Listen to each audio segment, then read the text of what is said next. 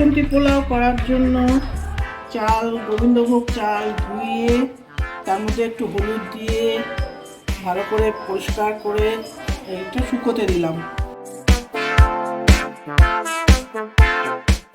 বাসন্তী পোলাও করার জন্য লাগবে কাজু, কিশমিশ, গরম মশলা, লবঙ্গ, এলাচ, দারচিনি, তেজপাতা, ঘি ফোড়ন দিয়ে তবে এগুলো ইনগ্রেডিয়েন্টসগুলো ছাড়তে হবে। চাল শুকনো হওয়ার পর তেজপাতা, একটু ঘি, একটু গরম মশলা দিয়ে মেখে রাখতে হবে।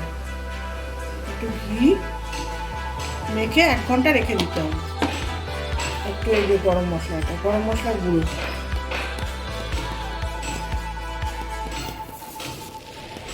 এটা দিয়ে মেখে রাখতে হবে 1 ঘন্টা। কুকারে রান্না হবে বাসন্তী পোলাও।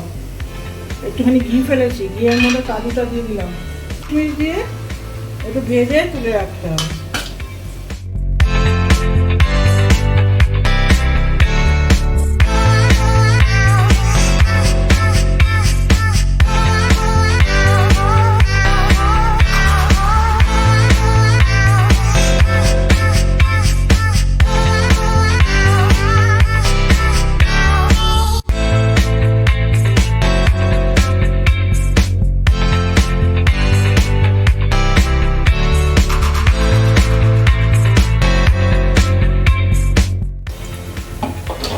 দিয়ে দিলাম, ঘিয়ের মধ্যে একটু ফোড়ন দিলাম, তেজপাতা আর একটু গরম মশলা।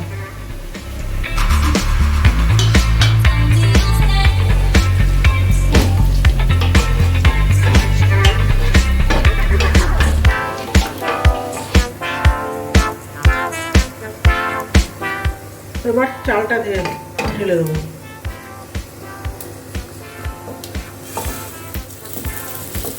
চালটা ঘি সব মাখানো ছিল, ঢেলে দিলাম।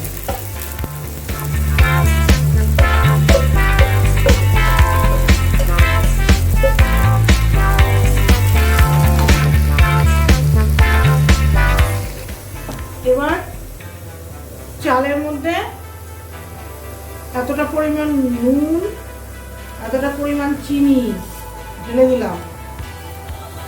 4 কাপ চাল আছে, তাতে 5 কাপ জল দেবো।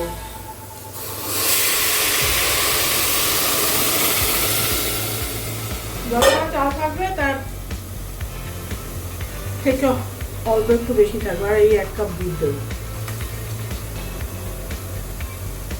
ব্যাস, এবার লাগিয়ে দেবো ঢাকনাটা। গরম জল দিয়েছি, কিন্তু জলটা গরম করে দিয়েছি।